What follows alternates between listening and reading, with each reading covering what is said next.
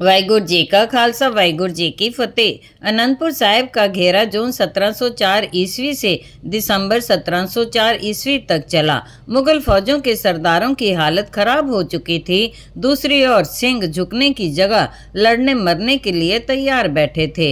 जंग से पीछा छुड़ाने के लिए मुगल सरदारों और पहाड़ी राजाओं ने गुरु गोबिंद सिंह जी को धोखे में फंसाने की चाल चली।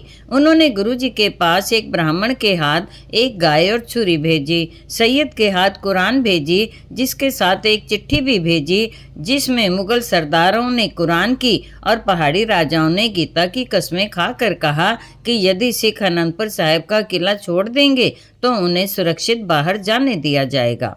गुरु गोबिंद सिंह जी किला छोड़ने को तैयार नहीं थे। उन्होंने सिंहों से कहा, यह वैरियों की जंगी चाल है, इनकी झूठी कस्मों के ऊपर भरोसा मत करो। सिखों ने कहा, यदि वैरी धर्म पुस्तकों की कस्में खा रहे हैं तो किला छोड़ने में कोई हर्ज नहीं। गुरुजी ने वैरियों की एक परीक्षा ली।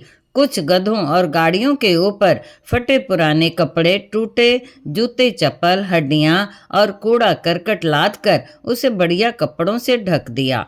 आधी रात को जब खच्चर बाहर निकले तब वैरी फौजों ने कीमती सामान समझकर हल्ला बोल दिया।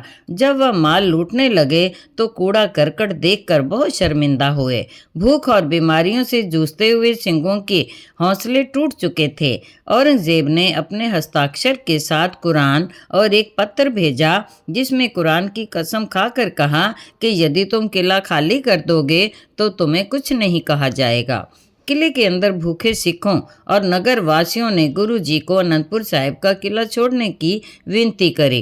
गुरु जी अपने परिवार के साथ शीशगंज साहिब, जहां गुरु तेग बहादुर जी के शीश का संस्कार किया था, वहां नतमस्तक हुए। साथ ही गुरुद्वारों की सेवा की संभाल के लिए उदासी सिंह भाई गुरबख्श सिंह जी को अनंतपुर साहिब टिके रहने की आज्ञा की।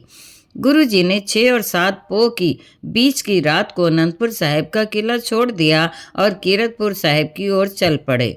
इस हिसाब से यह दिसंबर 1704 ईस्वी की 20 और 21 तारीख की बीच वाली रात पड़ती है। भाई उदय सिंह जी के साथ 200 घुड़सवार, माता गुजरी जी, माता सुंदर कौर जी, माता साहेब कौर जी और छोटे साहेबजादे थे। गुरु गोबिंद सिंह जी के साथ दोनों बड़े साहेबजादा, 400 घुड़सवार और 700 सिंह थे। गुरु जी की भविष्यवाणी सत्य हुई। कुरान और गीता की कस्में झूठी निकली। सरसा नदी के किनारे मुगल और पहाड़ी सेनाओं ने घेरा डाल दिया।